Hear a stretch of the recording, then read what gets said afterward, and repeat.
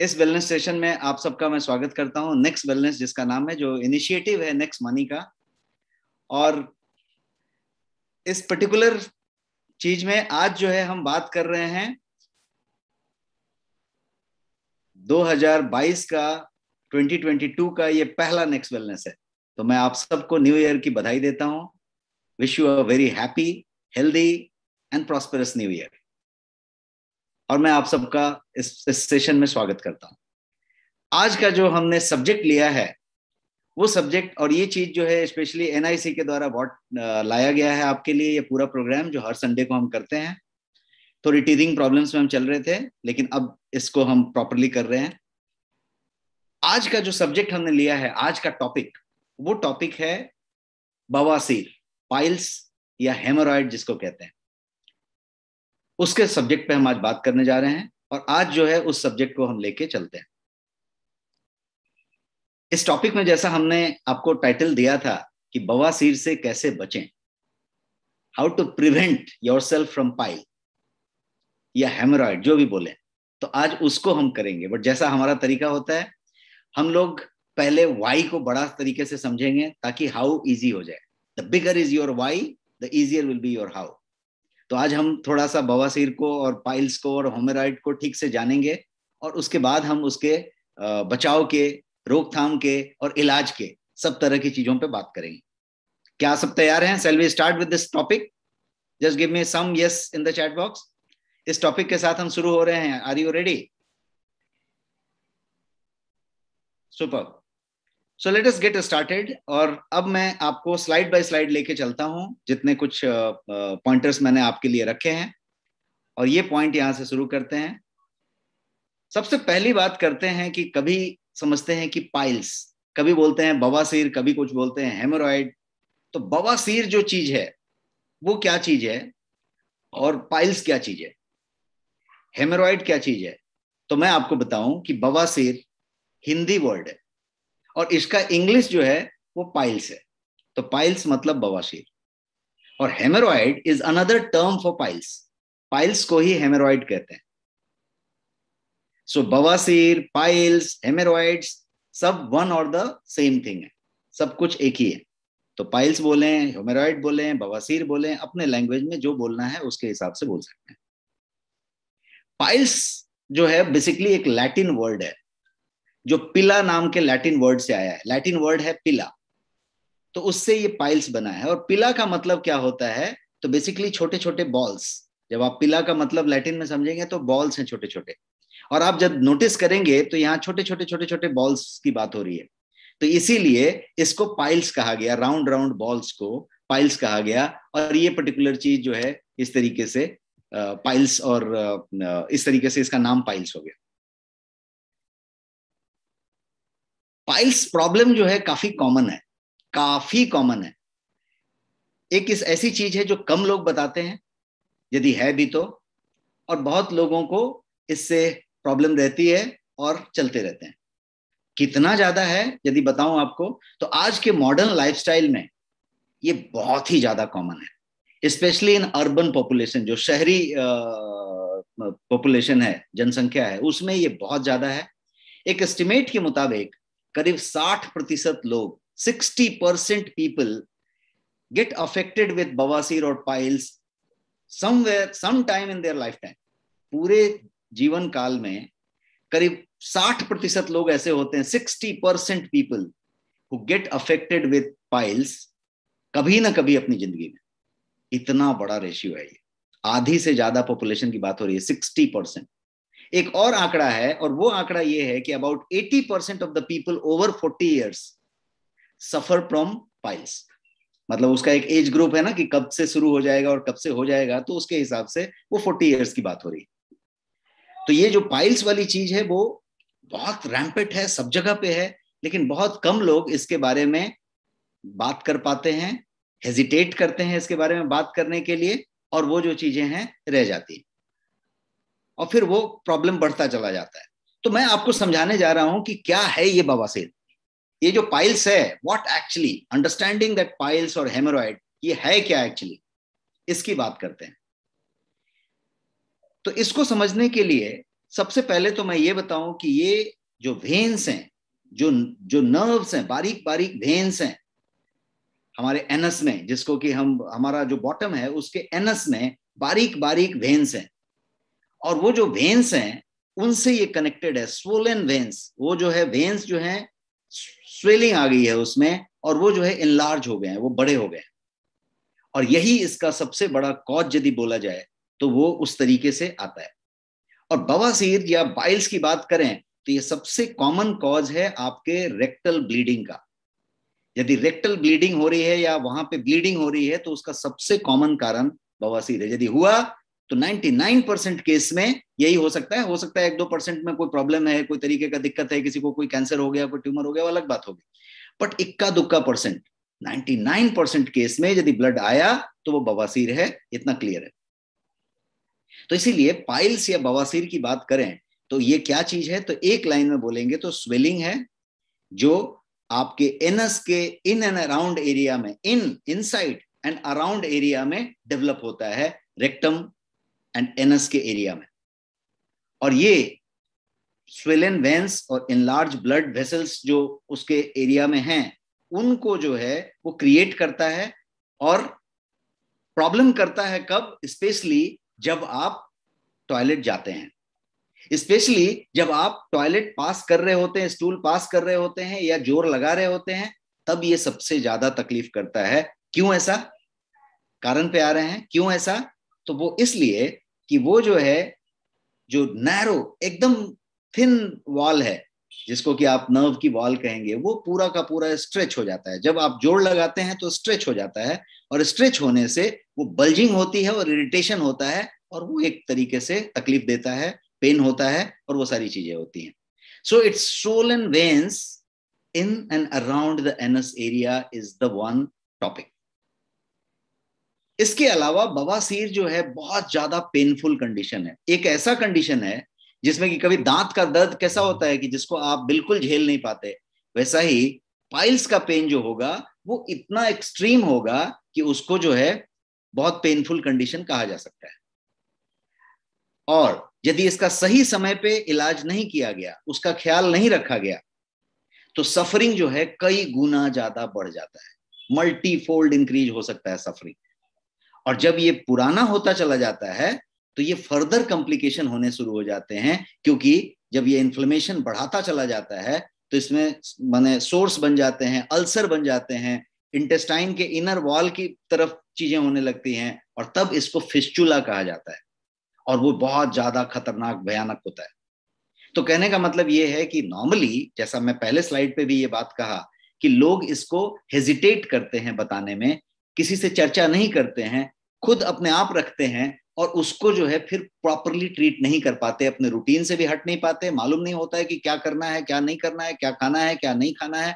तो बहुत हद तक कोशिश करते रहते हैं, लेकिन बहुत ज्यादा कोशिश नहीं कर पाते हैं।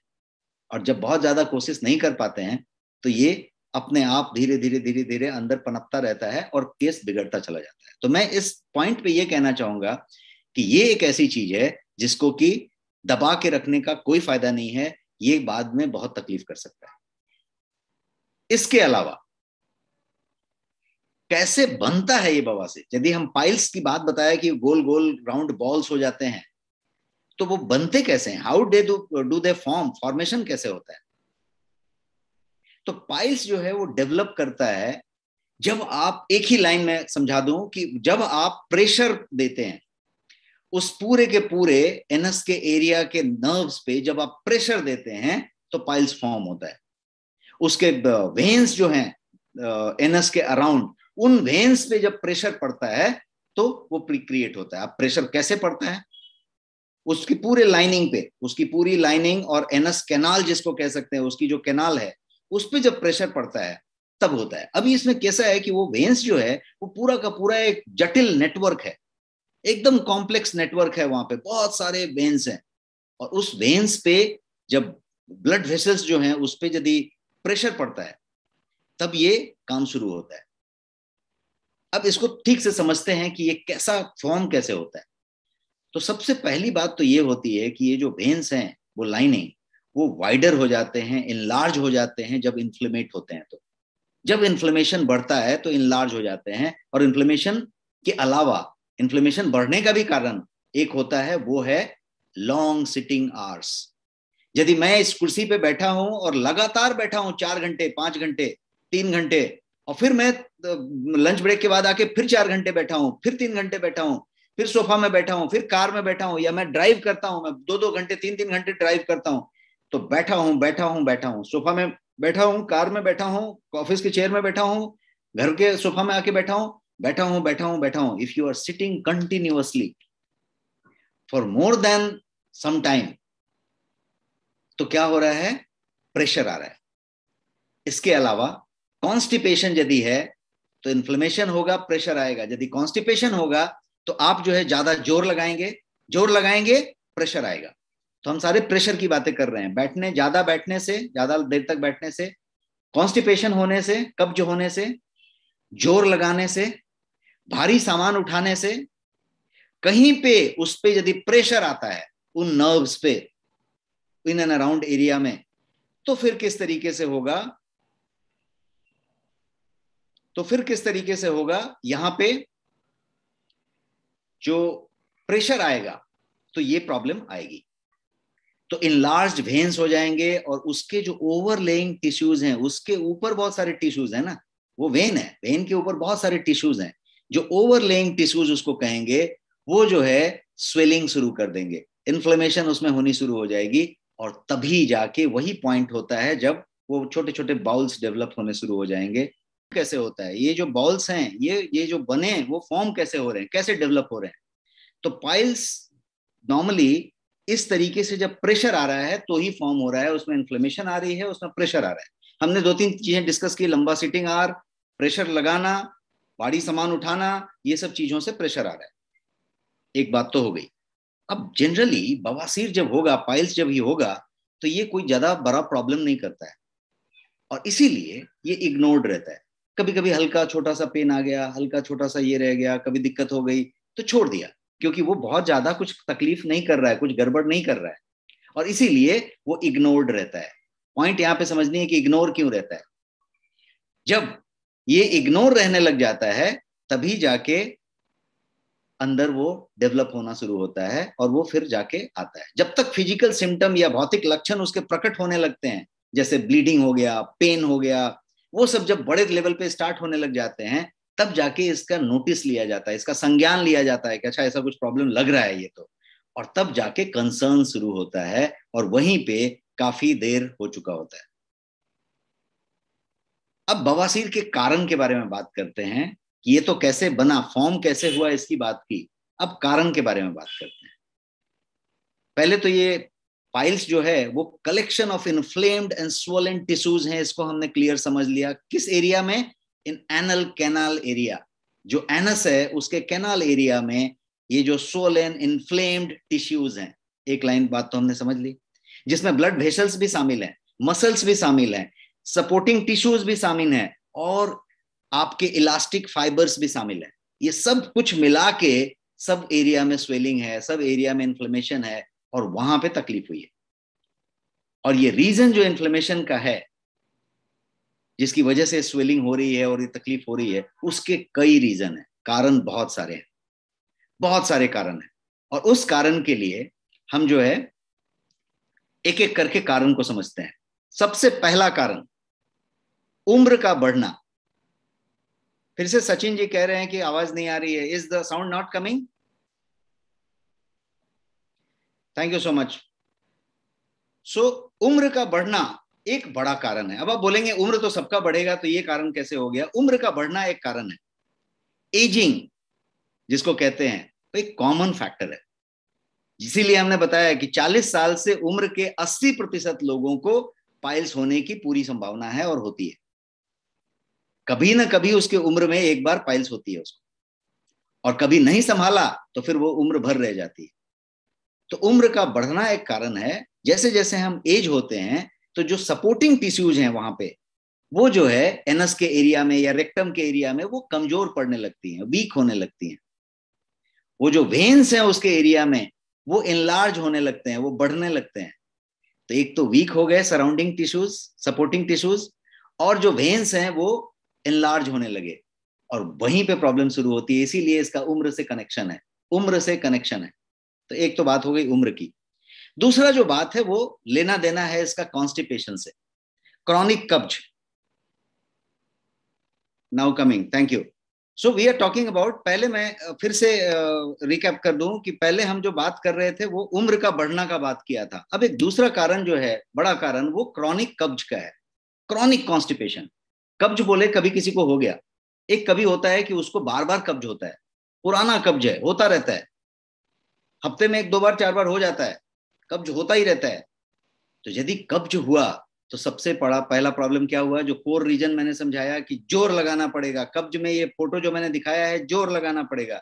तो जोर लगाएगा तो फिर से वही वाली बात हो रही है, उसी उसी वेन्स को जो है स्ट्रेन दिया जा रहा है, उस लाइनिंग पे जोर दिया जा रहा है, इन्फ्लेमेट किया जा रहा है।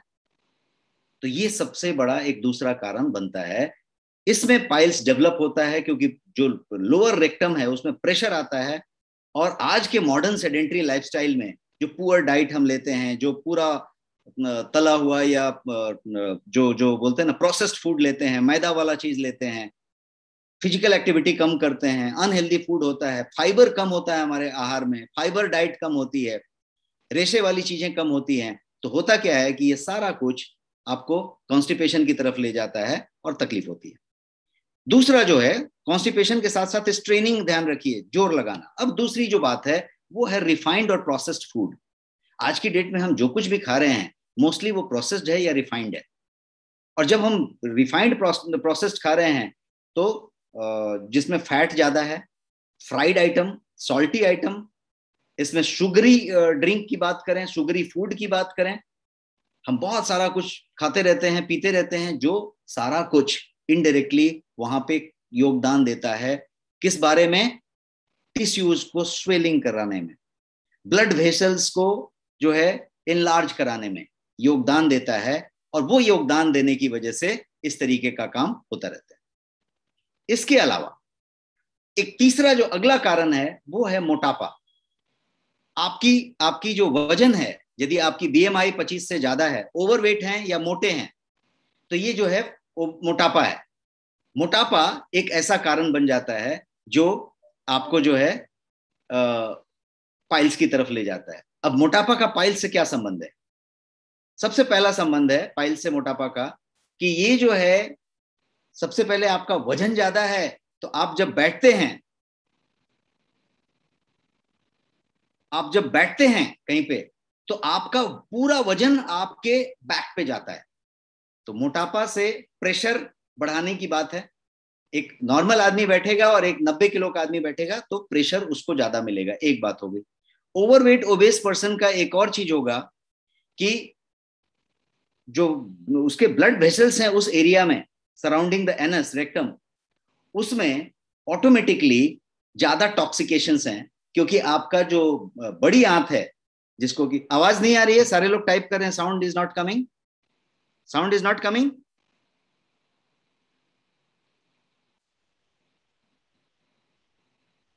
Is sound coming? आवाज आ रही है?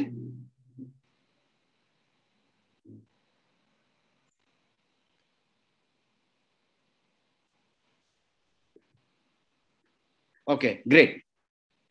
सो बहुत लोग इसमें कुछ कुछ टाइप कर रहे हैं, साउंड नहीं आ रही है तो कंफ्यूजिंग हो रहा है, उसके चक्कर में मैंने पिछली बार कुछ दबा दिया था। ओके सो आगे बढ़ते हैं। हम मोटापा की बात कर रहे हैं, तो मोटापा में कोलोन क्लिंजिंग की बात यदि करते हैं तो क्या करते हैं हम, कोलोन के टॉक्सिक की बात करते हैं।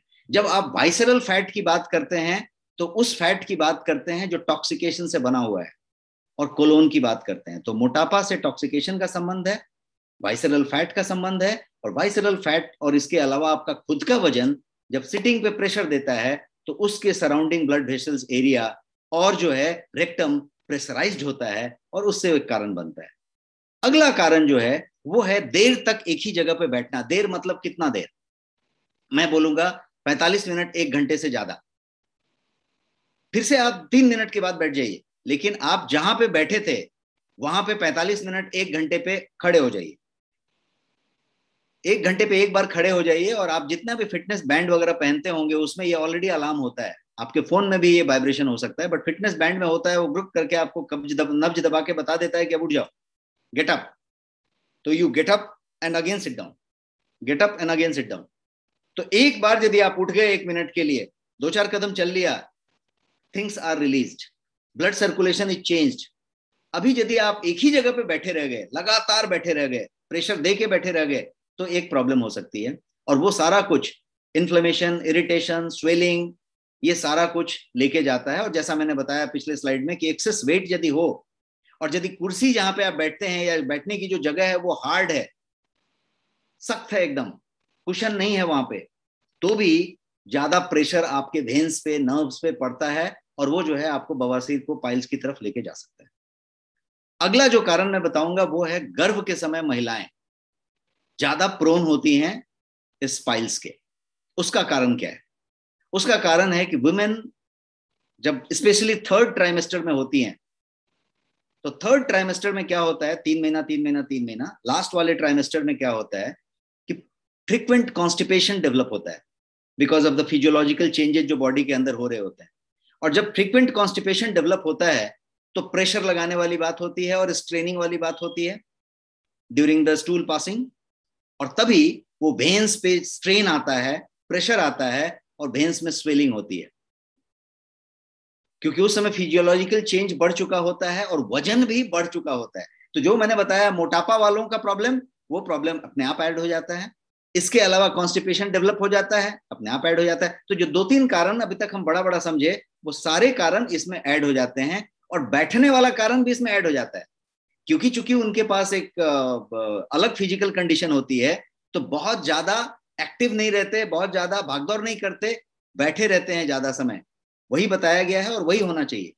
तो ये तीनों चीज मिलके पाइल्स की तरफ लेके जाते हैं, और इसीलिए ये जो है प्रेग्नेंट वुमेन के थर्ड ट्राइमेस्टर में ये कॉमन होता है, और ये जब डिलीवरी हो जाती है तो ये अपने आप ठीक भी हो जाता है। तो इट गेट्स बेटर, किसी किसी का फिर कंटिन्यू हो गया, अदरवाइज ये ठीक हो जाता है। So this is another reason.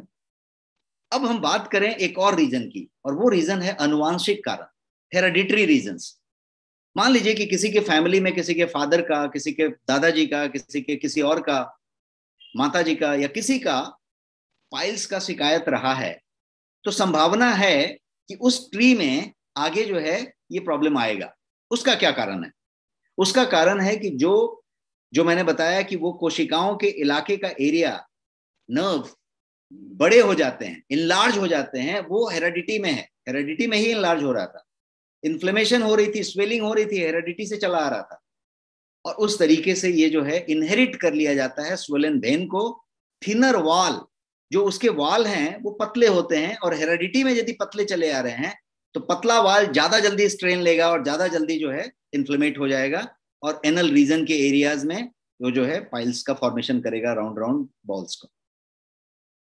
अब बात करते हैं बवासीर के प्रकार की, types of haemorrhoid, types of piles. बहुत सारे डिफरेंट डिफरेंट साइज की वजह से, इंटरनल, एक्सटर्नल, इन सब रीजन की वजह से, इन सब कारणों की वजह से इसके बहुत सारे प्रकार हैं। क्या क्या प्रकार हैं? तो मैं 2 प्रकार मोटा मोटी आपको बताऊंगा। एक प्रकार है जिसको इंटरनल पाइल्स कहते हैं, आंतरिक। इंटरनल पाइल्स डेवलप कब होता है, कहां पे होता है? तो वो रेक्टम के अंदर डेवलप होता है, इसीलिए इसको इंटरनल हेमोरॉइड कहा जाता है। And this is most common type. ज्यादा से ज्यादा लोगों को यदि पाइल्स है, बवासीर है, होगा तो ये इंटरनल ही होगा। कॉमन टाइप इसको कहते हैं, most common type. Internal piles जो होते हैं वो टिपिकली 2 से 4 सेंटीमीटर एनस के अंदर सिचुएटेड होते हैं, उस एरिया में होते हैं। जस्ट 2 to 4 सेंटीमीटर का जो रेंज है अबव एनस, उसमें होते हैं। जो दूसरा टाइप है वो है एक्सटर्नल टाइप, बाह्य, बाहर का type. This external type of बवासीर, इसके बारे में यदि जाने तो ये जो है 2-3 सेंटीमीटर इनसाइड द एनस के एरिया में रहेगा, उसके सराउंडिंग में रहेगा। एक्सटर्नल पाइल्स जो होगा वो उसके एरिया के सराउंड स्किन को, आउटसाइड एज पे, उनके घेरे पे, उन सब जगहों पे ये करेगा, इसीलिए इसको एक्सटर्नल क्या बोलते हैं, पाइल्स बोलते हैं। मैंने यहाँ पे आपको इंटरनल का एक पिक्चर दिखाया था, जो देखिए ये अंदर की तरफ था, अंदर था, ये बाहर नहीं था, बाहर से कुछ पता नहीं चलेगा। बाहर से देख के कुछ भी नहीं बताया जा सकता, खुद भी आप कोई आदमी नहीं बता सकता। और ये जो चीज है बाहर वाला, ये बाहर की तरफ है, ये बाहर देख के बताया जा सकता है। अब एक्सटर्नल इंटरनल दो बातें तो हमने की, बट एक मजेदार बात इसमें यह है कि despite of this external and external name, किसी को एक्सटर्नल बोलते हैं, किसी को एक्सटर्नल बोलते हैं, इंटरनल पाइल जो है कैन इनलार्ज और एक्चुअली कैन ड्रॉप डाउन, जिसको प्रोलैप्स कहते हैं।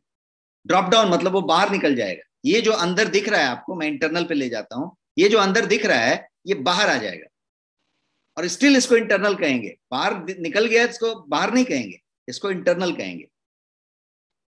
और उसके अलावा जो बाहर वाला है, जिसको हम बाह्य कहा या एक्सटर्नल कहा, वो जो है नॉट ऑलवेज सीन आउटसाइड, ये कभी कभी अंदर भी होता है, जो जिसका ओपनिंग है उसके अंदर भी हो सकता है, जैसे यहां पे दिख रहा है। तो इसीलिए एक्सटर्नल इंटरनल नाम है, उसके पर्पस हैं, और उस तरीके से ये चीज जनरली इसका एक ग्रेड और क्लासिफिकेशन भी माना जाता है। बोलते हैं कि प्रकार तो हुआ, लेकिन एक ग्रेड है, टाइप है, कि इसको क्लासिफाइड किया जाए कि भाई कितने तरह के क्लास हैं। तो इसके बेसिकली 4 ग्रेड्स हैं। सबसे पहला है grade 1 हेमोरॉइड।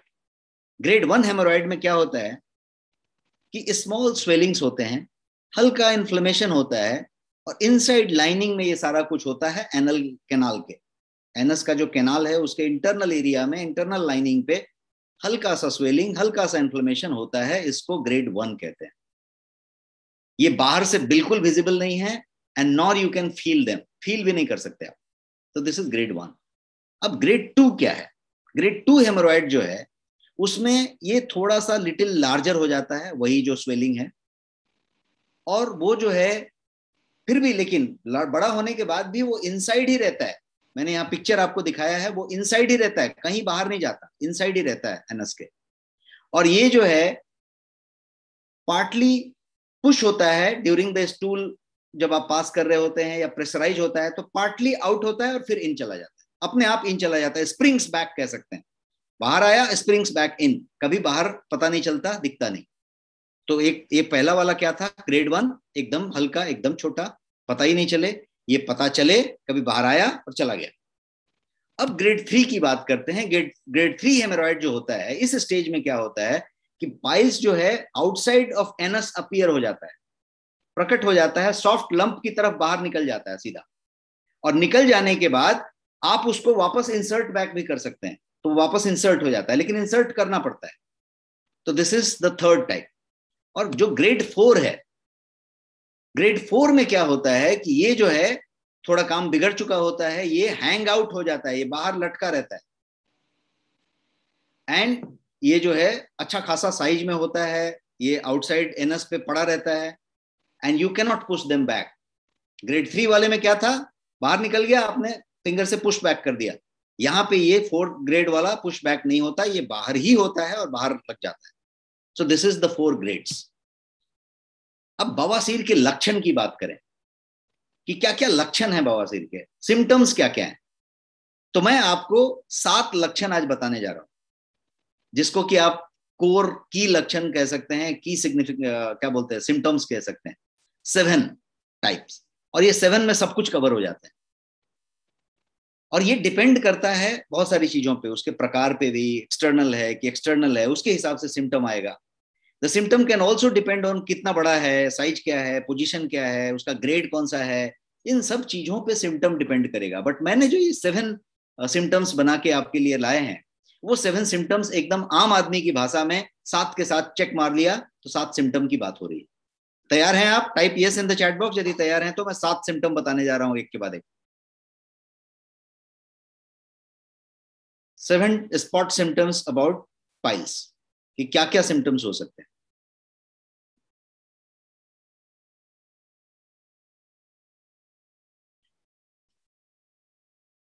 Super, let us talk about पहला सिम्टम, द फर्स्ट वन। 7 मैं बताने जा रहा हूं, 7 का पहला, पेन और डिस्कंफर्ट इनसाइड और around the anus area. Anus area के आपके बॉटम के इनसाइड में या अराउंड में।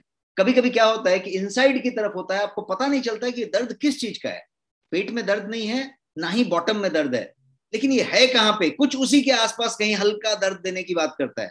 और यदि आप कभी वॉशरूम में जाके हल्का सा बैठने की कोशिश किए, हल्का जोर लगाने की कोशिश किए, तो दर्द थोड़ा बेहतर लगता है और फिर आप आ जाते हैं और दर्द जो है थोड़े मिनट के बाद वैनिश हो जाता है। ऐसा जो मैंने स्टडी किया है उसके हिसाब से, जो मैंने कुछ डॉक्टरों से इस बारे में, एक स्पेशलिस्ट से बात की है आपके सेशन को बनाने के पहले, उससे हिसाब से ये जो है काफी लोगों को कॉमन होता है और कभी कभी अक्सर हो जाता है। और जब ये होता है तो ये पहला सिम्टम है, ये पहला सिम्टम है, ये ग्रेड 1 की तरफ इशारा कर रहा है, कहीं पे ये है। इसको आप प्री पाइल्स कह के चलें। प्री पाइल्स कोई टर्म नहीं है, ये मेरा बनाया हुआ टर्म है। मैं आपसे बोल रहा हूँ प्री पाइल्स, जैसे प्री डायबिटीज होती है। प्री डायबिटीज का मतलब कि डायबिटीज होना कंफर्म है, यहाँ पे हो रही है कि प्री पाइल्स, आप उसकी तरफ बढ़ रहे हैं, वो तेजी से बढ़ रहे हैं। तो ये पहला सिम्टम हो गया। अब दूसरे सिम्टम की बात करते हैं। दूसरा सिम्टम है इचिंग, खुजलाहट हो रही है, इरिटेशन हो रहा है। कहां पे? वहीं पे एनल एरिया में, एनस रीजन में। यदि ऐसा हो रहा है तो ये पाइल्स की तरफ इशारा कर रहा है। अब आगे बढ़ते हैं। तीसरा क्या है? तो स्वेलिंग है, इन्फ्लेमेशन है एंड हार्ड लंप है आपके एनस के एरिया में। आप यदि टच करके फील करें तो हार्ड लंप्स बन रहे हैं, स्वेलिंग हो रही है, इन्फ्लेमेशन हो रही है। तो यदि ऐसा है तो ये थर्ड लक्षण हुआ। अब चौथे की बात करते हैं। चौथा सीधे सीधे सीवियर पेन दे रहा है जब भी आप स्टूल पास करने जाते हैं। सीवियर पेन होता है जब आप स्टूल पास करने जाते हैं, इसका मतलब है कि पाइल्स है। पांचवा, द फिफ्थ थिंग इज, यदि आप तुरंत वॉशरूम से वापस आए हैं एंड स्टिल आपको बहुत ज्यादा, वो बोलते हैं ना, पेट साफ नहीं लग रहा है, you are not feeling as if एकदम क्लियर हो गए। यदि आपको अनक्लियर स्टोमक का फीलिंग आ रहा है वॉशरूम से जाके आने के बाद भी, तो ये उसकी तरफ इशारा कर रहा है, कहीं पे प्रॉब्लम उस तरीके का इशारा कर रहा है। छठे नंबर की बात करते हैं, सिक्स्थ रीजन, सॉरी लक्षण, सिम्टम। छठा है पेनलेस ब्लीडिंग। कि पता चला कि आपका जो कमोड है या जहां पे आपने स्टूल पास किया है, वहां पे एकदम तेज लाल, चमकदार लाल कलर आ गया, ब्लड का कलर आ गया। चाहे तो वो स्टूल का कोटिंग था स्टूल के ऊपर, जो स्टूल पास आपने किया, या फिर सिंक पे ब्लड आ गया। ब्लड आपको दिखाई पड़ा, एकदम चमकदार लाल ब्लड, और आपको किसी तरीके का कोई पेन नहीं हुआ, किसी ने काटा नहीं, काट के ब्लड नहीं निकला। तो पेनलेस यदि ब्लीडिंग हुई तो ये सीधे सीधे ड्यूरिंग बाउल मूवमेंट, तो ये सीधे सीधे इशारा कर रहा है कि भाई वो है। अब सेवेंथ की बात करते हैं। टोटल 7 थे, 7वां है spotting bright and red blood in your stool. छठा 7वां में फर्क समझिए। छठा का मतलब हुआ कि ब्लड आया, आपको कोई पेन नहीं हुआ, बिना पेन के ब्लड आते हैं, अक्सर आ जाता है, थोड़ा बहुत आ जाता है। और इसका मतलब हुआ 7वें का कि spotting blood red in your stool, red blood in your stool. तो ये एक चीज हुई। अब ये 7 के 7 लक्षण तो हुए, लेकिन इन कोई भी लक्षण को यदि आप नोटिस करते हैं तो मैं ये कहूंगा कि do not ignore it, you should never ignore this symptoms. कोई भी 6-7 में से कोई भी सिम्टम यदि आपको हुआ तो आप कभी भी उसको इग्नोर ना करें, आप तुरंत डॉक्टर को कंसल्ट करें, अपना एग्जामिनेशन करवाएं और उसके बाद ट्रीटमेंट करवाएं। लेकिन हम लक्षण की बात कर रहे थे, सिम्टम्स की बात कर रहे थे। अब मैं यदि आपको बताऊं कि बहुत समय ऐसा होता है, अक्सर ऐसा होता है कि बवासीर या पाइल्स या haemorrhoid may not have any symptom, कोई भी सिम्टम नहीं आएगा। जो 7 सिम्टम की हमने 7 सिम्टम्स की बात की, उसमें से कोई भी सिम्टम नहीं आएगा और वो कंप्लीट साइलेंट ही रहेगा and still you have piles. उसके लिए क्या करना पड़ेगा? तो उसके लिए आपको पता भी नहीं चलेगा कि आपको बवासीर है या आपको पाइल्स है, और पाइल्स रहेगा, पाइल्स डेवलप होता रहेगा, ऐसा भी संभव है। तो इसके लिए बहुत जरूरी है कि you start reading your body signals. आपका बॉडी कुछ ना कुछ सिग्नल देता है। स्टूल के, आपके टॉयलेट जाने के टाइमिंग का ध्यान रखिए, टॉयलेट में जाके कितने देर बैठना पड़ रहा है उसका ध्यान रखिए। आप यदि एक ही पर्टिकुलर टाइम पे ही जा रहे हैं तो उसका ध्यान रखिए। यदि आप गए और जाके वहां पे आपको मोबाइल पे कुछ स्क्रॉल करके पढ़ना पड़ रहा है या न्यूज़पेपर पढ़ना पड़ रहा है या बहुत देर तक बैठना पड़ रहा है, उस टाइम पे नहीं आ रहा है, तो ध्यान रखिए ये सब बॉडी सिग्नल्स हैं, इसको आप रीड कर सकते हैं। ये सब बॉडी सिग्नल्स हैं। यदि आप बहुत देर तक बैठ रहे हैं, बैठ के उठ रहे हैं, कोई तरीके का पेन नहीं है, कोई प्रॉब्लम नहीं हो रहा है, लेकिन आपको कुछ हल्की फीलिंग हो रही है कुछ इधर उधर, आप उसको रीड कीजिए। तो बॉडी सिग्नल्स हो सकते हैं जो इन सातों लक्षण से अलग हो सकता है। इसलिए मैंने एक और पॉइंट आपको दिया यहाँ पे कि do not ignore even those symptoms, और इसको बहुत केयरफुली बॉडी सिग्नल्स को रीड करने की जरूरत है।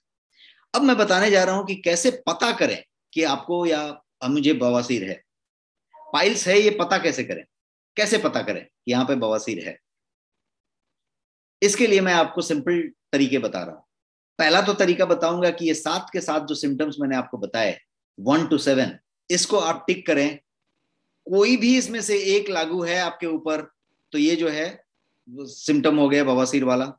कॉन्स्टिपेशन है, क्रॉनिक है, वो बात हो गई। लॉन्ग सिटिंग आवर्स की बात हो गई, तो आप ज्यादा प्रोन है। और यदि आप लंबा समय तक बैठ रहे हैं तो आप ज्यादा प्रोन हैं। और ये जो तरीका है ये आपने चेकलिस्ट से निकाल लिया। अब simple way to confirm and check कि यू हैव दिस 7 सिम्टम्स, आप जो है कोई भी उसमें से टिक कर लिया।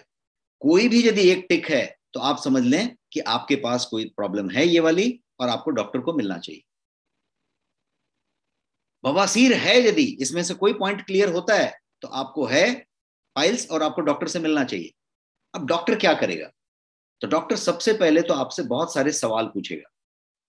आपका डॉक्टर आपसे बहुत सारे सवाल पूछेंगे, इसलिए पूछेंगे कि ये सब जानना चाहेंगे कि इस लक्षण में से, इस कारणों में से, आप बहुत देर तक बैठते हैं, क्या कॉन्स्टिपेशन होता है, क्या इन्फ्लेमेशन होती है, क्या आप क्या बोलते हैं फाइबर बहुत कम लेते हैं, क्या आप प्रोसेस फूड ज्यादा लेते हैं, क्या ऐसी ऐसी ऐसी से बहुत सवाल पूछ के he will zero down, he is expert, he will zero down कि क्या क्या आपके इश्यूज में आ रहे हैं।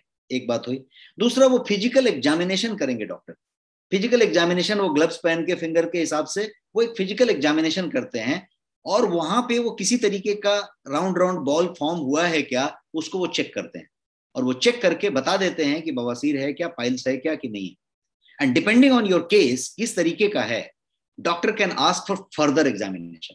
और फर्दर एग्जामिनेशन बहुत सारे हो सकते हैं, जैसे एक प्रोक्टोस्कोपी होता है, उसमें जाके डिटेल्ड तरीके से एग्जामिनेशन। एक और भी तरीका होता है जिसमें कि आपका डिटेल्ड बाउल एग्जामिनेशन किया जाता है, जिसको कोलोनोस्कोपी कहते हैं। और ये सब जो प्रोक्टोस्कोपी, कोलोनोस्कोपी इसलिए किया जाता है कि बाकी सब कारणों को रूल आउट किया जाए कि कहीं कोई कैंसर तो नहीं, कहीं कोई बात तो नहीं, कोई और चीज तो नहीं। उन सब चीजों को रूल आउट कर दिया जाए। एलिमिनेशन प्रोसेस है। सब कुछ करने के बाद जीरो डाउन हो गए कि भाई ये बवासीर ही है और ये पाइल्सी है और ये इस स्टेज में है, ग्रेड है कौन सा, A grade 1, grade 2, grade 3, grade 4 बता के आपका चीज हो गया। अब एक और चीज हम समझना चाहेंगे कि कभी कभी आप सुनते हैं एक शब्द भगंदर बोलते हैं। बवासीर और भगंदर में क्या फर्क है? बवासीर, difference between piles and fistula. भगंदर को इंग्लिश में फिस्चुला कहते हैं। तो बवासीर is not fistula, piles is not fistula, दोनों अलग अलग है। तो समझ लेते हैं सिंपल लाइन में कि बवासीर जो है वो जो है गुदा और मलाशय के नीचे के भाग में रक्त वाहिनियों के सूजन से होती है। इसमें गुदा और मलाशय में मस्से बन जाते हैं, छोटे छोटे, जो मैंने बोला राउंड राउंड पाइल्स बन जाते हैं, वो मस्से बन जाते हैं, और जिनके फूलने से उसमें इन्फ्लेमेशन और स्वेलिंग होती है और खून निकलता है और दर्द होता है। तो ये हुआ बवासीर का मामला। लेकिन जब भगंदर की बात करेंगे, फिस्चुला की बात करेंगे, तो उसमें मस्से नहीं बनते। भगंदर एक घाव युक्त नली बन जाता है, एक पूरा का पूरा एक नली बन जाता है, कैनाल बन जाता है, और वो जो है इंटरनल ओपनिंग उसका इधर होता है, और जो एक्सटर्नल ओपनिंग जो होता है उसका स्किन के अंदर होता है। तो भगंदर उन लोगों को होता है जिनके मल द्वार के पास कोई फोड़ा हो जाता है, कोई इस तरीके का एक ऐसा लंप बन जाता है, और उस फोड़े में बहुत सारे मुंह बन जाते हैं, बहुत सारे माउथ ओपनिंग आ जाते हैं। तो ये भगंदर हुआ। ये जो पाइल्स है, जब बहुत लंबे समय तक एड्रेस नहीं होता है, बहुत लंबे समय तक चलता रहता है, उसके बाद भी लॉन्ग सिटिंग होती रहती है, कॉन्स्टिपेशन होती रहती है, खाने का सिस्टम नहीं चेंज हुआ रहता है, क्रॉनिक होता चला जाता है, तो वो जाके भगंदर में तब्दील हो जाता है। तो ये दोनों अलग अलग बातें। अब बवासीर से बचने के उपाय पे आते हैं। क्या क्या उपाय हैं, कैसे बच सकते हैं?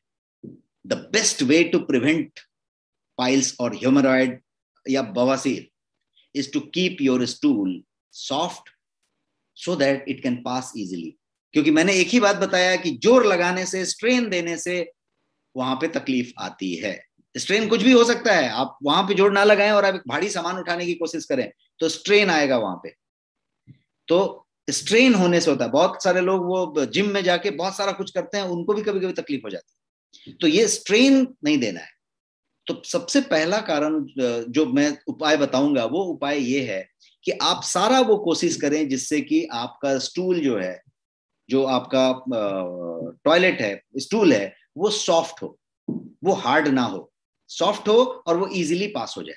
क्योंकि सारा मामला टू मच प्रेशर का है in the veins around your anus. सारा मामला टू मच प्रेशर का है. सो avoid constipation at all stage, at all cost.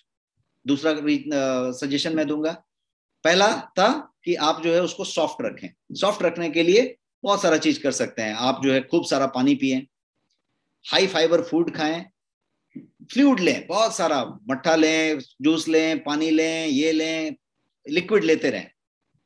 Long hours तक मत बैठें. डू नॉट स्ट्रेन, जोर मत लगाएं.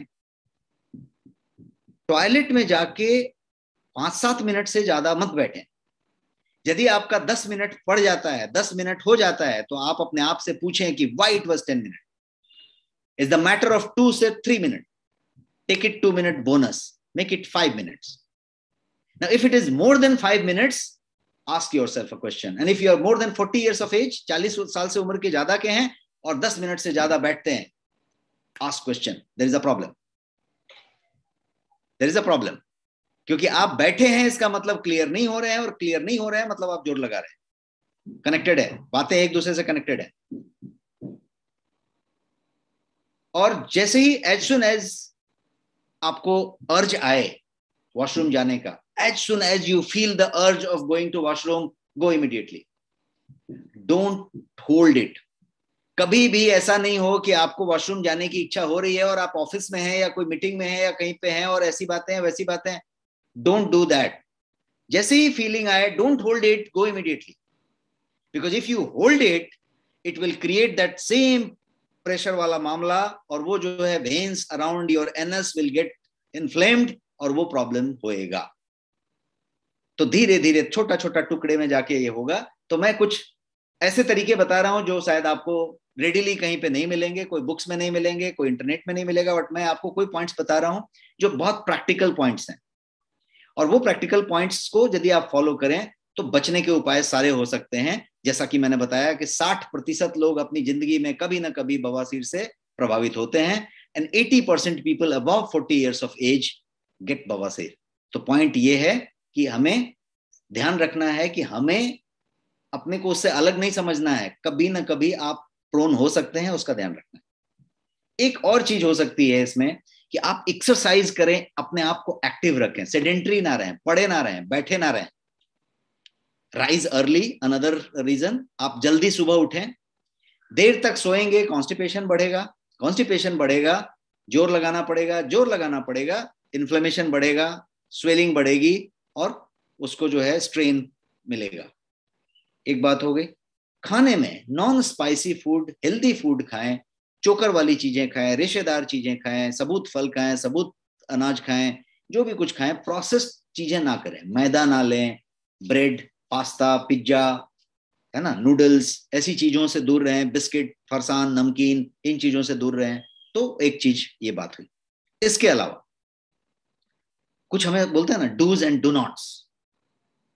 क्या करें और क्या ना करें, डूज एंड डोंट्स. तो डूज में वही वाली सारी चीजें जो जो करना चाहिए, जो मैं अभी बता रहा था.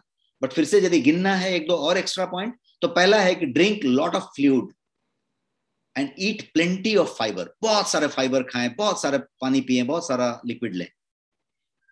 वार्म बाथ लें. यदि बवासीर है, पाइल्स है, तो वार्म बाथ लें. वो आपके इचिंग को और पेन को ईज करेगा बेटर देन एनी मेडिसिन. तो टब में पानी लेके या कोई तरीका करके, हाइड्रोथेरेपी कह सकते हैं, वार्म वाटर, उसमें बैठ जाएं, उसकी बात करें. तो एक वो हो गया. आइस पैक का इस्तेमाल कर सकते हैं, टॉवेल में लपेट के भी आइस का इस्तेमाल हो सकता है, बट आइस पैक बाजार में आते हैं जिसको आप लेके फ्रीजर में रख सकते हैं, और निकाला तो वो आइस ऑलरेडी उसमें जेल जैसा रहता है और वो चीज हो सकता है। तो आइस पैक का इस्तेमाल कर सकते हैं टू ईज द डिस्कम्फर्ट। यदि बहुत ज्यादा है तो ईज हो सकता है उससे। आप बॉटम को क्लीन और ड्राई रखें, ये एक बड़ा नुस्खा है। क्या करें क्या ना करें, में पहला चीज करें कि क्लीन एंड ड्राई रखें। अब ड्राई करने के लिए रगड़ के ना पोंछ दें, बिल्कुल पैट करें। उससे ज्यादा रगड़ने का, बिल्कुल उसको किसी तरीके का घर्षण नहीं आना चाहिए। तो कभी कभी क्या होता है कि घर्षण देने से पेन हो रही है, इसलिए उसको पोंछते नहीं है ठीक से, और पोंछते नहीं है तो वो वेट रहता है, और वेट रहने से नुकसान ज्यादा है। तो ड्राई रहे और बिना रगड़े ड्राई रहे, पैट करके। इसके अलावा आप एक्सरसाइज रेगुलरली करें। यदि पाइल्स है तो एक्सरसाइज को बढ़ाएं, एक्सरसाइज रेगुलरली रखें। अल्कोहल यदि लेते हैं, कैफीन लेते हैं, तो say no to it. These both are going to create the problem bigger and bigger. Piles है तो पाइल्स, यदि आप शराब पीते हैं, अल्कोहल लेते हैं, या फिर कोई तरीके का कैफीन लेते हैं, ज्यादा चाय पीते हैं, ज्यादा कॉफी पीते हैं, इस तरीके की चीजें करते हैं, तो कई फोल्ड बढ़ जाएगा। मैदा और प्रोसेस फूड मैंने ऑलरेडी बता दिया, आपको मना किया। अब क्या क्या नहीं करें, ये बातें हमने डिस्कस की। एक और चीज हो सकता है कि आप जो है अर्ज को इग्नोर ना करें, उसको कभी हार्ड ना होने दें, पुश कभी ना करें, बहुत ज्यादा हार्ड पुश ना करें। और पेन किलर्स यदि आप ले रहे हैं तो उसमें कोडीन टाइप का कोई जो तत्व हो तो वो ना लें, क्योंकि वो कॉन्स्टिपेशन करेगा, और कॉन्स्टिपेशन होएगा तो फिर आपको प्रेशर करना पड़ेगा, जोर लगाना पड़ेगा। बहुत सारे लोग पेन किलर लेते हैं क्योंकि पेन किलर की जरूरत पड़ी। कुछ लोग आइब्रोफ्रेन लेते हैं। आइब्रोफ्रेन यदि लेते हैं आप, तो उसमें क्या होता है कि वो पाइल्स की ब्लीडिंग के लिए लिया जाता है, और उसको नहीं लेना चाहिए आइब्रोफेन, क्योंकि उससे आपका ये प्रॉब्लम और बढ़ जाएगा। और यदि आप ज्यादा टाइम तक बिता रहे हैं तो वो नहीं करना चाहिए। आगे बढ़ते हैं और पॉइंट की बात करते हैं कि इलाज क्या है इसके। यदि हम बोले कि नहीं भाई, तो बहुत ज्यादा प्रॉब्लम हो गया, डॉक्टर के पास गए, अब डॉक्टर इलाज कर रहा है, तो क्या क्या इलाज हो सकता है। तो सबसे पहले तो पाइल्स, हमेशा से ध्यान रखें कि पाइल्स अपने आप क्लियर हो जाता है। मोस्ट ऑफ द केसेस में अपने आप क्लियर हो जाता है। If the symptoms are severe, फिर भी परसिस्ट कर रहा है, तो आप जो है ट्रीटमेंट रिक्वायर्ड है, और यदि उससे भी ज्यादा सीरियस है तो सर्जरी भी रिक्वायर्ड है। और पाइल का जो ट्रीटमेंट है वो जो है डिपेंड करेगा कि इंटरनल है कि एक्सटर्नल है, थोड़ा कम है कि थोड़ा ज्यादा है, ग्रेड 1 है कि ग्रेड 2 है कि ग्रेड 3 है कि ग्रेड 4 है, सब पे डिपेंड करेगा आपका treatment. Grade 1 and 2 of internal haemorrhoid की बात करें, यदि अंदर वाले की, उसका ग्रेड 1 और 2 जनरली मेडिसिन से और उसके कोई ऑइंटमेंट से या किसी तरीके की चीजों से, क्या खाएं क्या ना खाएं, क्या करें क्या ना करें, से बढ़िया से ट्रीट हो जाता है। और in some cases doctor can prescribe some kind of gels and कुछ ऑइंटमेंट लगाने का, उतने तक काम हो जाता है। ग्रेड 1 ग्रेड 2 की बात हुई। अब इंटरनल का जो ग्रेड 3 है, उसमें आप देखेंगे तो इंटरनल हेमोरॉइड को भी ट्रीट किया जा सकता है ग्रेड 3 लेवल के, by diet, by planning, by things, उसमें इंटरवेंशन किए बिना, माने सर्जिकल इंटरवेंशन किए बिना। और जो ग्रेड 4 है, उसमें जो है आपको जो है इंटरवेंशन की कभी जरूरत पड़ती है। और जब एक्सटर्नल पाइल की बात करें तो उसको ट्रीट करने के लिए डॉक्टर आपको बहुत सारे तरीके के हेमोरॉइड का क्रीम देंगे, आइस पैक की बात करेंगे, स्वेलिंग की बात करेंगे, बिकॉज वो बाहर वाला है, उसको उस तरीके की ट्रीटमेंट देनी पड़ेगी। और कुछ केसेस में यदि सीवियर है तो डॉक्टर आपको सर्जरी के लिए सजेस्ट करेंगे। और सर्जरी जैसे हेमोरॉइड डेक्टोमी बोलते हैं, हेमोरॉइड डेक्टोमी, ये एक सर्जरी है। इसके अलावा जो है हेमोरॉइड का आर्टरी लिगेशन भी एक होती है, और एक स्टैपलिंग कहते हैं। तो ये इन इस तरीके के अलग अलग होते हैं। बट मैं जो बताना चाहता हूं यहाँ पे वो ये कि अपना इलाज अपने हाथ, ऐसा यदि आप कॉन्सेप्ट पे चलें तो ये सारा कुछ आपके परहेज से, आपकी चीजों से बेहतर हो सकता है, और आपको शायद सर्जरी पे जाने की जरूरत ना पड़े यदि आप बढ़िया कोलोन क्लींजिंग कर लें तो। हाउएवर, यदि एकदम सर्जरी के लिए आप आ चुके हैं उस स्टेज में, डॉक्टर कह रहे हैं, आपको डॉक्टर से समझने की जरूरत होगी। बट आपको शायद उसकी जरूरत ना पड़े। यदि आप बढ़िया से क्लींजिंग करते हैं और सप्लीमेंट्स लेते हैं तो आपको उसकी जरूरत नहीं पड़ेगी।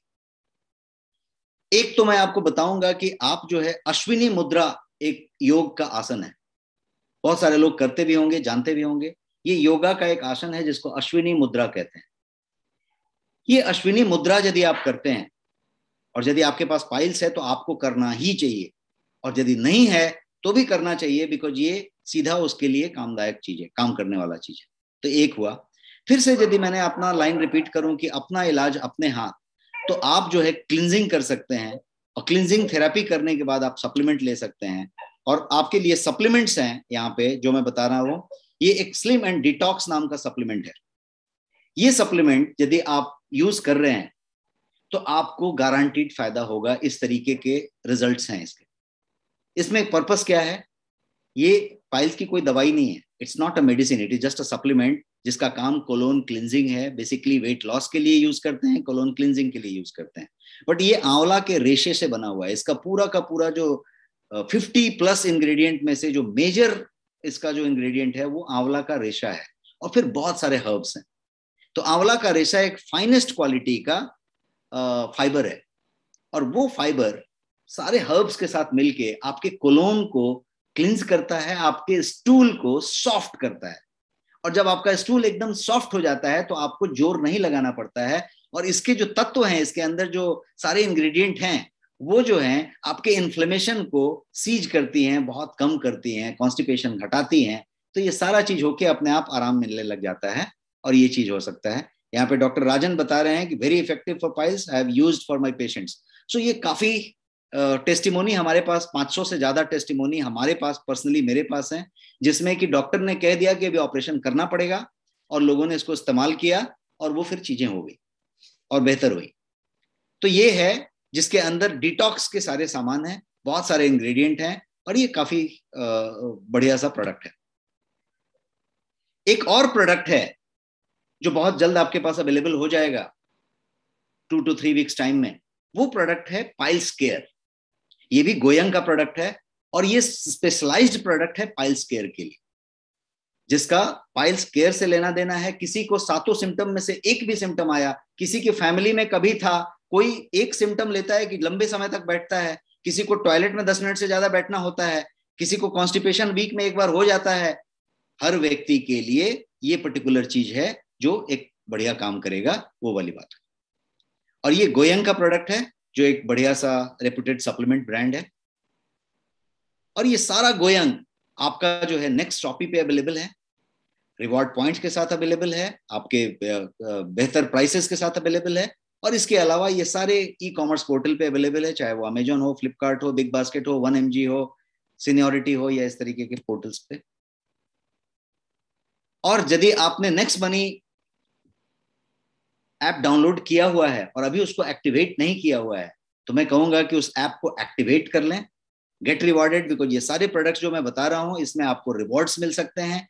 आपके द्वारा बताए हुए लोग यदि इस प्रोडक्ट को लेते हैं तो आपको भर भर के रिवॉर्ड मिलते हैं, और आपका वॉलेट भरता जाता है, और आपको बहुत सारे इंसेंटिव मिलते चले जाते हैं, आपके पॉइंट्स मिलते चले जाते हैं। तो मैं कहूंगा कि आप ज्यादा से ज्यादा लोगों को इसको डाउनलोड करवाएं, नेक्स्ट मनी डाउनलोड करवाएं, नेक्स्ट शॉपी डाउनलोड करवाएं, कोई भी डाउनलोड करवाएं। उसमें ये नेक्स्ट वेलनेस का सेशन आप लाइव अटेंड कर सकते हैं वहां पे। Of course there is some teething issues in our first and second session, and we hope that अगले सेशन से हमारे पास कोई टीथिंग इशू नहीं होगी। गूगल प्ले पे भी अवेलेबल है, ऐप स्टोर पे अवेलेबल है, आप कहीं से डाउनलोड कर सकते हैं और आप इसको इस्तेमाल कर सकते हैं। मैंने आपका समय जितना लेना चाहिए उससे बहुत ज्यादा समय ले लिया है, क्योंकि गूफअप्स हुए थे बीच में और समय गया है, बट फिर भी मैं यहाँ पे Q&A के लिए आपको पॉइंट्स रखना चाहता हूं। आपके कुछ सवाल हैं तो आप टाइप कर सकते हैं, मैं 1-2 सवाल लूंगा ताकि आपके सवाल को लिया जा सके। कुछ Q&A जनरली जब तक आप सवाल टाइप कर रहे हैं, मैं 1-2 बता दूं कि सबसे पहले बहुत लोग ये पूछते हैं कि बवासीर है, पाइल्स है, तो क्या फ्रूट लेना चाहिए, कौन सा फ्रूट काम करेगा। तो कोई भी फ्रूट जो फाइब्रस है, जिसमें रेशे हैं, चाहे वो जामुन हो, चाहे वो खीरा ककड़ी हो, चाहे वो कोई और चीज हो, आप सेब है, नाशपाती है, सारा कुछ ले सकते हैं, और ये पाइल्स के लिए बहुत बढ़िया काम करेगा। लेकिन केला एक ऐसी चीज है, बनाना, यदि आप रोज एक केला खाते हैं, 3 केला खाते हैं, तो वो बहुत बढ़िया काम करता है, बिकॉज उसका डाइजेशन से बहुत लेना देना है। केला यदि आप खाते हैं तो डाइजेशन बहुत बढ़िया रहेगा, पाचन तंत्र आपका एकदम परफेक्ट काम करेगा, और केला में भरपूर फाइबर है, फाइबर की जो मात्रा है वो केला में भर के है। और इसीलिए ये पाइल्स के प्रॉब्लम को दूर करने में, स्टूल को सॉफ्ट बनाने में और स्टूल को बढ़िया से कंफर्टेबली पास करा देने के लिए बहुत मदद करता है। तो यदि किसी को आपके घर में पाइल्स है, पहचान में पाइल्स है, तो आप उनको केला के लिए जरूर रिकमेंड करें। और यदि आप खुद कॉन्स्टिपेशन वाले व्यक्ति हैं, हफ्ता में 1-2 बार कॉन्स्टिपेशन हो जाता है, तो केला जरूर खाना शुरू करें। एक ये बात हुई। दूसरा, केले में एक और चीज मौजूद होती है, उसको कहते हैं नेचुरल शुगर, जिसमें अच्छी खासी एंटीबायोटिक क्वालिटी होती है। और जब ये एंटीबायोटिक क्वालिटी वाली चीज जब आप ग्रहण करते हैं, तो जो इन्फेक्टेड एरिया है, जो बैक्टीरिया का ग्रोथ है, उन सबको, इन्फेक्टेड एरिया को बेहतर करता है, बैक्टीरिया के ग्रोथ को कम करता है। और इसीलिए मैंने बताया कि बनाना कोई मेडिसिन नहीं है, बट ये बनाना उस तरीके का है। मैं एक प्रोडक्ट फॉर्मुलेटर हूं, और मैंने एक प्रोडक्ट जो इसके लिए पाइल्स केयर जब फॉर्मुलेट कर रहे थे हम लोग 3 महीने पहले, तो हमने उसमें बनाना के लिए स्पेशल स्प्रे ड्राई पाउडर को इस्तेमाल किया, इसी गुण की वजह से। तो ये मैंने आपके क्यूएंडे में पहले बता दिया। एक और चीज आपके क्यूएंडे में बोलूं कि फैट का सेवन कम करें। आप जो फैट का इस्तेमाल करते हैं अपने खाने में, वसा का इस्तेमाल कम करें, खासतौर पर सैचुरेटेड फैट से प्रॉब्लम है। और एक चीज का कर सकते हैं कि कैफीन से दूर रहें, अल्कोहल से दूर रहें, चाय, कॉफी, इस तरीके की चीजों से आपका कॉन्स्टिपेशन बढ़ेगा तो जोर लगाना पड़ेगा तो फिर से ब्लीडिंग होगी, फिर से डेवलप होगा, और फिर से स्ट्रेन आएगा, उनकी झिल्लियों पे तकलीफ आएगी, और फिर उसको आप संभाल नहीं पाएंगे, वो फिर एडवांस स्टेज में चलता चला जाएगा। इसलिए यदि पाइल्स है, पाइल्स की शिकायत है, कॉन्स्टिपेशन रहती है, चाय कॉफी जीरो डाउन कर दें, बंद कर दें, स्टॉप कर दें। एक बात हो गई। कब्ज की समस्या है तो उसका ध्यान रखें। अल्कोहल की बात करेंगे, कोई बोले कि भाई दारू क्यों नहीं पीना है, भाई दारू से इसका क्या कनेक्शन है? दारू से कनेक्शन है। अल्कोहल यदि आप लेते हैं तो अल्कोहल में ड्यूरेटिक इफेक्ट होता है। और ड्यूरेटिक इफेक्ट क्या करता है? तो ड्यूरेटिक इफेक्ट आपके शरीर के पानी को कम करता रहता है, बिकॉज आपको बार बार यूरिनेशन जाना पड़ता है, बार बार पेशाब करने जाना पड़ता है। तो जब बार बार पेशाब जाना पड़ता है तो आपका शरीर में पानी की कमी कम हो जाती है, और उससे बवासीर की समस्या बहुत बढ़ जाती है। तो ये सब कुछ सवाल तो मैंने बता दिए। अब मैं आपसे जानना चाहता हूं कि is there any question for you? कुछ है तो आप पूछें, और अदरवाइज क्या पूछा है? शुगर वाले कैसे खा सकते हैं? ये शुगर वाले केला खा सकते हैं। केला का ग्लाइसेमिक इंडेक्स बहुत ज्यादा नहीं होता है। अब पूरा केला का पूरा एक डजन लेके खाने की जरूरत नहीं है, बट 2 केला शुगर वाले खा सकते हैं, अनलेस अदरवाइज वो एकदम इंसुलिन डिपेंडेंट है और बहुत सारा चीज है, तो केला खा सकते हैं शुगर वाले।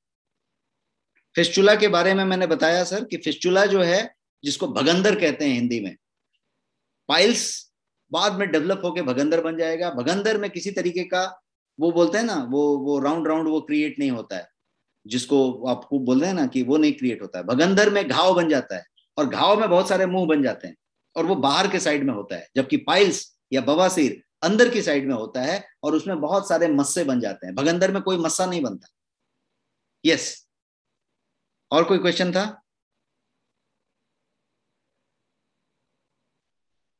जाहिर अत्तारी जी बोल रहे हैं प्रोडक्ट क्लियर कीजिए। प्रोडक्ट तो मैंने एक्सप्लेन कर दिया। मैंने कुछ सप्लीमेंट्स के नाम बताए, जिसमें स्लिम एंड डिटॉक्स मैंने रिकमेंड किया कि आप ले सकते हैं, और मैंने बोला एक अपकमिंग प्रोडक्ट पाइल्स केयर के बारे में आप सोच सकते हैं, वो ले सकते हैं। So I think we are done with this thing. आपके पास कोई नया सवाल तो मुझे नहीं दिख रहा है अभी चैट में। Yes, so we are done with this session. Thank you so much, and it was a wonderful session. Thank you for your interest and time. अगले संडे को 8 PM हम फिर से मिलेंगे एक नए सब्जेक्ट के साथ, और तब तक के लिए बहुत ख्याल रखिए आप अपना, क्योंकि ओमाइक्रॉन बहुत तेजी से फैल रहा है, और एक बार फिर से एक वेव की तरफ बढ़ रहा है सब चीज। तो बहुत ज्यादा सुरक्षित रहने की जरूरत है, सेफ रहने की जरूरत है। और मैं कोशिश करता हूं कि अगले सेशन में हम लोगों की ये टेक्निकल हिचेस पूरी तरीके से खत्म हो चुकी होंगी, और हम जो है बिना किसी रुकावट के, बिना किसी ऑब्स्टिकल के पूरी तरीके से कर पाएंगे। Thank you so much and good night.